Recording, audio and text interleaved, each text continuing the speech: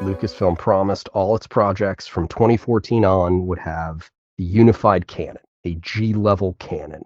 The story group hasn't delivered. They're not interested and or capable of upholding that promise. Furthermore, Filoni can't let go of his characters. They've already canceled some of their own, air quotes, canon. You don't view Ventress's return as a canon issue because you're saying no to the novel. It's not canon. What is your stance on canon, and how do you perceive it in the Disney era? I perceive canon as George Lucas told me what canon was. Again, Star Wars is a creation of George Lucas, and George Lucas's universe has certain rules, and there are certain things that you should and should not do or can and cannot do. And then he himself has said that everything outside of the TV shows and the movies is a playground for fan fiction. Not to put too fine of a point on it, but everything out there is something that he tried to keep in line, right? And he had a few guidelines, a few bumpers for the kids playing in the expanded universe stuff. But in his era, he even knew he couldn't keep track of it because, I mean, there's multiple novels and comic books that contradict each other. At one point, Chewbacca's killed. Han and Leia have kids. Luke has kids in one series but doesn't in another. It's like all this stuff is going on. George, to be fair about George, like a lot of people give George a lot of shit about a lot of stuff, but one of the things I love about George is that he was, at least to a certain extent, he was really cool about letting other people play with his toys. He obviously he hated the studios, right? And he didn't want anybody getting in the way of his creative vision. But once he executed his creative vision, and people were like, "Oh my God, this is amazing," he was like, "Yeah, isn't it kind of fun? Come on over, we'll play with the toys." And he would sponsor fan film competitions, Star Wars fan film competitions. I mean, that's where we got the great things like Troops, that sort of fun, collegial attitude among Star Wars fans and its creators and the people making it. And it was like, he was kind of like, yeah, like tell good stories, right? I've given you these tools. I've given you this universe. Like it's a big sandbox. Go play. Go make castles. But he never said at any time in my universe. And so he often referred to it as an alternate universe, right? It's a parallel alternate universe, this expanded stuff. So then everybody got mad at Disney for doing this, but really Disney, all they did was that they came up with a label for it, called it Legends. So when they bought it, they're like, oh yeah, all that shit that Lucas didn't think was real, it's not real. And everybody's like, screw you, Disney, I'm a Legends fan, I'm an expanded universe guy, oh my God. But it's like, all they did was they said the exact same thing George said. But they just came up with this kind of cool logo, and they put a gold band across the top of everything that says Legends. It's like, so now you know. Because I'm sure that when somebody walks into a Barnes & Noble in the science fiction section, and there's 6,000 paperback books about Star Wars and a whole bunch of other things, someone who might not be well-versed in the lore or the IP and is like, I'm wanting to get into this Star Wars thing. I heard it's good. I like war. I like stars. Let's go. And they grab a book off the shelf. They need to know whether or not, like, this is A-level stuff. Like, this is the real deal. So they said, look, we're going to put a label on it. It's Legends. Okay. Ooh. Everybody's hearts are broken, right? I knew that the Rogue Squadron comics weren't canon. I knew sometime after Timothy Zahn's novels came out that those weren't canon, but for a while they were treated like they were. But once the novel stuff started happening and they started putting out a couple novels a year in hardback, it got to the point where people were like, this is a literary universe of Star Wars, right? But George always said canon is movies first, then TV. Disney said, we're going to create a unified canon going forward, that everything we put out, comic books, novels, cartoons, movies, or whatever, is in line and supports one another. But what that wound up doing was it wound up hindering the creative process. Because now, in order for me to go write a fun comic book about C-3PO's red arm or whatever, I got to call down to the story group and be like, okay, I was going to do this in my comic. Is that going to cause a problem for the guys working on the whatever cartoon? They're like, oh, I don't know. Hold on a second. I'll call them. And then they call the dudes down the cartoon. Hey, we're doing a thing with the red arm on 3PO. Is that cool? And they're like, well, we were going to do a thing about it too. And then you start getting these stories, and I will use the prime example of the Ahsoka novel. So the Ahsoka novel comes out, and it's supposed to tell this great story of Ahsoka in exile, but they couldn't tell you everything because they were worried about some other product that was coming out that was also going to feature characters from the novel, including Ahsoka.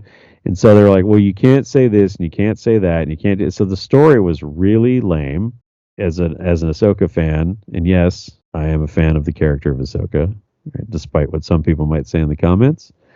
I was disappointed by that novel. I was really upset with it because it was like I was wanting like what she did after she left the order, and I was so into it. And then I read it, and I was like, that was a waste of my time and money. And that's really when I gave up on the novels. I read a lot of the older novels, the expanded universe stuff. I was in it from the beginning, with the trilogy from Zahn, and I bought a lot of books after that over the years, a lot of the comics. So this unified story group just became something really awkward and clunky. And a lot of people started to notice this. Oh, we're going to do a comic book about this. Okay, great. Well, what did it tell us? Nothing. Like I followed the Poe Dameron comic, and it was ultimately a big story about nothing. It was supposed to tell you who created the First Order and where all that stuff came from, and it was even all this backstory on Poe Dameron. So it's like I'm looking at this, I'm like, okay, so it was fun. It was a good ride. The art was great, but really, a lot of these things in the new Disney, unified canon stuff feels like you could take that story and all those characters, change their names, change any overt reference to Star Wars, and you could sell it as a different sci-fi novel, and people are like, yeah, that was pretty good. That was a fun story, but it's not like it's self-contained. It doesn't do anything. It doesn't speak to a larger universe, which then brings me to my next thing. If Disney believes that they have a unified canon across all formats, being comic books, TV shows, novels, movies, then why do they constantly contradict themselves? The Ahsoka novel tells us about what she was doing afterwards. Well, then they gave us season 7 of Clone Wars, which completely contradicts the novel of what she was doing after she left the Order.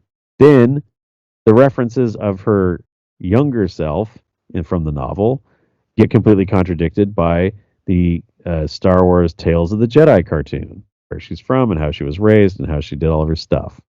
The novel gets completely wiped out by all that and the show Ahsoka. So where are the canon warriors? All the guys that are out there right now crying about canon being broken because Asajj Ventress came back. Where are all the? And I know there's some passionate expanded universe, novel reading folks. I've seen their comments on our videos, and there are people that are very passionate about the books. Where are all the people bitching about the Ahsoka novel being murdered? No, there's none, because they're all like, "Oh my God, girl boss TV show." They're not. They don't think about it. And the Star Wars expanded canon, air quotes, or whatever you want to call it, or universal canon or cross format canon, is completely gone. Look at the Kanan Jarrus comic, which gives you his whole backstory of how he was a Padawan and all that stuff and everything that he went through and all the things before he ultimately wound up in the Rebels show. Okay, great, that was awesome. And then Bad Batch happens, where it completely contradicts his story as a Padawan and all this. It's like, so now Disney's finding out the same thing that Lucas already knew, which was control what you can control and just let everybody else play in the sandbox and just put a Legends label on it, right? Just put a Legends label on all that stuff. But they're like, okay, well, if you want to understand our movie, you got to buy these 3 novels, these 2 comics, you got to buy this video game, right? And you got to read the back of the action figure, okay? And that's what they were trying to do. They were trying to say all the pieces of the puzzle are not in this box here, but they're scattered throughout all these other boxes too, so you have to buy all the boxes. But then it turned out that they realized that it's unwieldy and it doesn't work right, and it creates problems and it creates contradictions.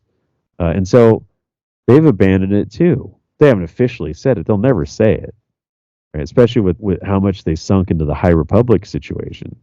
They'll never say, oh, well, this is all fake, because High Republic is such trash to begin with. Like they would never say to the public, well, it's really kind of fake anyway, so if you don't buy it, we're cool with it, because they can't, right?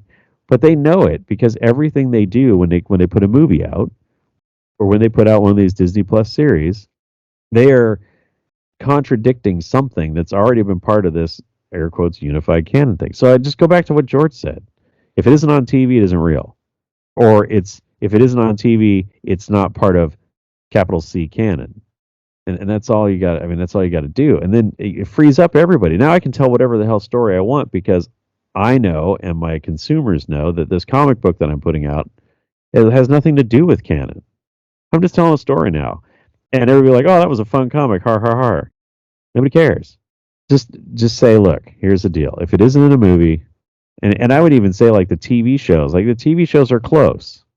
Maybe it's live action versus animation. I don't know. But like, just stick with that stuff because the well actually guys start to show up when you start having this massive universe.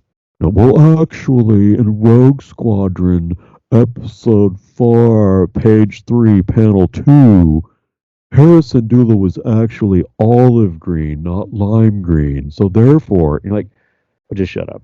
Okay. That's way down the weeds. We can't do that. Was it on the show or not? Okay. No. Then I don't want to hear about it. Because quite frankly, I don't have the resources or the ability to memorize every single thing across 10,000 books, 45,000 comics, 27 video games, a collectible trading card game from Topps, 7 different role-playing games from 4 different companies, as well as whatever was on the back of my Happy Meal box. Like I somewhere in there, I still got to keep instructions on how to get back to my house from work. Okay, and there's not enough room, so I just can't do it. Just give me the live action stuff. We'll deal with the rest later. It almost feels like there's pre-Disney canon and post-Disney canon. This is the frustration, right? So Disney comes out and they make this stupid announcement about canon. Right? We care about canon. We're going to draw a line. And on this side of the line is canon, on that side of the line is the extended universe, new legends, whatever, blah, blah, blah. Okay. And then on our side of the line, everything is going to agree. Okay. That's a noble cause. Now show me how you're going to make that work. Well, first, lightsabers are no longer lethal. What? That's not, how does that work? Right? That's not even that's not even working within what you've claimed to be canon. People are getting arms lopped off, and people are getting cut in half and killed and dying, and it's like it's not. We watched the entire prequel series. We saw lightsabers, all kinds of bad, in that series. In pre-Disney canon, when a Jedi took a lightsaber and shoved it into something and held it there, it got superheated and it melted. Now in Disney canon, when you shove a lightsaber through a Mandalorian with bad hair and let it sit there, nothing happens. Extreme agony, searing flesh, right? Whatever, you pick it, right? But instead it was a little tickle, and then she fell down, and then she slept it off. Everybody just dances around now. It's almost like it's like glow stick dancing, right? It's all turned into Burning Man. Star Wars is just Burning Man. I don't know. It's weird. So now the Disney has it. We just made it family friendly. Like this is kinder, gentler lightsabers. Like I hit you over the head with it, you stormtrooper. Boop. I bopped you on your helmet with it. It didn't actually melt your face. That's not canon. That's not real Star Wars. That's a kid show, right? That's like your ABCs with Jar Jar, right? That's not real. Everyone's talking about Visions is so far out of canon. It's stupid. But people are like, well, it's a cartoon. It's on TV, so it's canon. It's like, okay, so the samurai Jedi dudes, like, tell me more about that. Tell me about the little runty Pokemon people in the Cantina Band one. Like, let's talk about those guys. Is that real? Is that canon? Is that really Boba Fett? But when you make a movie or a TV show and you're now contradicting yourself blatantly on screen, you're showing that you don't care about canon as much as you claimed you did. And that's the thing that's frustrating. They come out and they say canon matters, and then we immediately do something that contradicts the canon that we've established, and then people are like, dude, you broke the canon. And they're like, well, you guys are just toxic fans. You're just a bunch of upset man babies. Well, screw yourselves. Girl power. That's not even an answer to the question. All I'm asking is, in this movie, when a guy gets hit with a lightsaber, he dies. And in this movie, when a girl gets hit by a lightsaber, she doesn't die in a galaxy far, far away. So that's Disney canon now. When you ask somebody a question like that, and all they give you is recrimination and attack, then they don't have an answer to the question. If they have an answer, they just tell you the answer. I love your product so much. I'm trying to make clarifications so that I can understand and love your product more. And you're telling me to F off, hater? Okay. How about I just stop buying your product? We'll go watch reruns of 70s Doctor Who now. You mentioned Chuck Wendig. I mentioned Claudia Gray before we started to record. Charles Soule is another name. Very easy to cancel novels and comic books of a certain quality. But then again, the idea that Lucasfilm was going to unify its canon was a dream from the beginning. It was announced in a moment when they were removing the EU from even fifth tier canon. We're making it Legends, but look, everything going forward is going to be great. It's going to be tight. It couldn't happen. It was an awkward. I mean, it was really kind of an awkward announcement when you think about it. Mhm. It was an unforced error in the sense that nobody asked them. Lucasfilm was bought by Disney. Disney's like, okay, great, we're going to make more Star Wars, and that's all they had to say. And people were like, sweet, more Star Wars. And then if somebody does ask about canon later, like let's say you put out Lost Stars, right? And people are like, oh, this book is so amazing. What's going on with it? And you can say, well, this is sort of expanded universe type stuff, right? Or this is just a story we thought would be an interesting meditation on two people on the opposite side of an intergalactic conflict. Blah, blah, blah. It's not canon. Luke Skywalker is not affected by the results of this book. But they didn't have to come out there and say we're canceling the expanded universe or whatever it was that they said, because it made it sound like, in a very Disney way, that they were like vaulting it, right? That it was going to go away and you would never be able to buy another book again. Like, if you like Timothy Zahn's trilogy, you better buy it now because we're not printing anymore. It wasn't like that, but their delivery almost felt that way, and I think it rubbed a lot of fans the wrong way. And there's guys that still talk about that. They still talk about that ham-handed move about this cancellation of the expanded universe, which wasn't really a cancellation. It was a rebranding. Is really what it was. But do it better. Be a little more again. And I think this is probably where we first got our red flags about how Disney really views the fan base. If you sat down and thought about it, and you thought about how are we going to message this, right? Because these people are way passionate about this stuff. They wouldn't have messaged it the way that they did. Even the modern novels, trying to explain bad things or ill-explained things in the motion pictures through the novelizations of the films, that to me is weak sauce. Then you didn't do it right. I feel in a certain way like I collected the original Star Wars comics from Marvel in the 70s and 80s, and I am a comic book collector, and I there's certain IPs that I still follow religiously, G.I. Joe being one of them. But when Marvel reintroduced Star Wars, I started purchasing the Star Wars comics from Marvel. And then they started putting out more and more series, and then 27 concurrent titles with crossovers and multiple covers. And I was just like, okay, this is getting to be a lot. But when they started doing things on screen that contradicted the stuff that was in the comic books, even after telling us this is the unified universe, I just felt like now I was buying bootlegs. It's like buying Polish knockoff Star Wars action figures from the 80s that look kind of like Star Wars figures, but they're all weird colors. But the knockoffs are coming from the same people that make the actual thing, which is weird. So like I get my Ahsoka novel and I'm like, yes, and I read my Ahsoka novel, I'm like, oh yeah. And then they put out a TV show that says that whole book that you read is worthless. I'm like, wow, I just bought a knockoff fanfic from the people who actually make the real product. It's deeply cynical and stupid. If all the ancillary marketing material is not being produced from your YA novel, then your YA novel is not canon. And nobody made a Lost Stars lunchbox. Nobody made Aftermath aftershave. So that's another way you can tell something is canon. Are they going to spend the money? Are they going to put your novel on a Dole pineapple? You're not getting something about Princess Leia and her days as the junior senator from Alderaan, right? McDonald's is not putting that in their Happy Meal. Okay, so clearly it's not that important, to the larger story. So I think that if you're going to merchandise it, it's canon. But yeah, this canon thing, I don't know. The fight over it just amuses me because it's like, just go to the maker, man. Go to George. I'll tell you what's up. He's not around anymore. Can't go to him. We have But you can, but you may not. we have Kathleen Kennedy, announcer of projects. If you present something as canon, you contradict it. You eliminate all stakes. So the importance of canon is undeniable. Canon is objectively necessary. We can't have a galaxy without rules, without history. As a history major, I could give you a whole thing on canon, but the canon is a very specific term.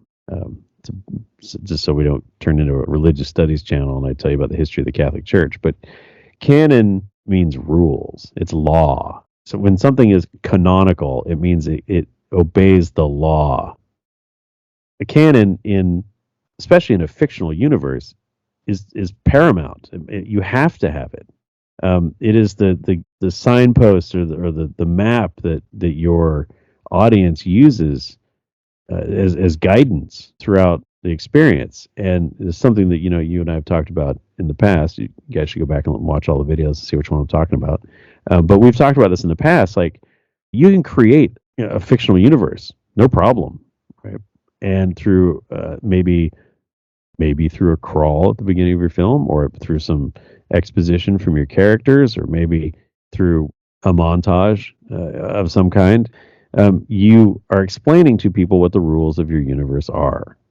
When I create the Dune universe, right? Well, how do you handle space travel? Well, we got these guys and they huff this spice gas and then they turn into these big worm things and then they can bend space. And that's how we move. Okay, great. That's the rules. That's how your stuff works. Sounds weird as hell, but I can't wait to see it on TV. Okay.